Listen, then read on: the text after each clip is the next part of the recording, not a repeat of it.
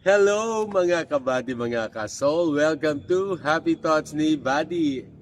Ang saya-saya ngayon ng araw, Lunes, panibagong araw, panibagong linggo, at ilang araw na lang, 2 araw na lang, panibagong taon. Our good Lord will always give us new, panibagong simula. Panibagong biyaya. Ayan, sumisikat ang araw. Panibagong araw. Hindi siya magsasawang bigyan tayo.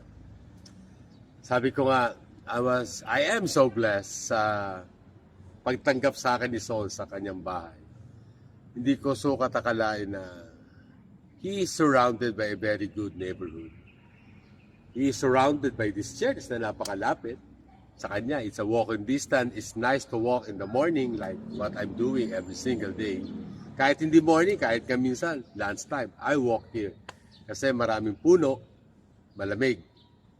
And kanina kakatapos lang ng misa, ang nag-choir ay yung mga young girls na gustong sumubok sa vocation ng pagmamadre. I'm so inspired when I will see youth or young people na dinededicate na ang buhay nila sa ating Panginoon. May mga seminarista rin dito na dito nag-stay. This is not a seminary house, but for some reason there are some seminaries here na nag-stay here. And sometimes I can talk to them also. And giving your life to our Lord Jesus at a very young age, it's really a courage, napakatapang mo.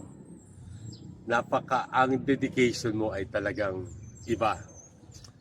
I was supposed to do that also when I was young, but I have that calling, but I forgot to respond. I think I have a calling now again, and I'm praying na this time around, tumugon na ako, sumagot na ako. Dinadasal ko na maging tama at maging kaaya-aya sa ating Panginoon ang magiging response ko. I'm praying na whatever struggles na haharapin ko, kayanin ko sa tulong ng inyong dasal at sa tulong ng ating Panginoong Jesus. I want to dedicate my life na rin to our Lord Jesus. The remaining time ko pa. And that makes me happy every single day just to think about it.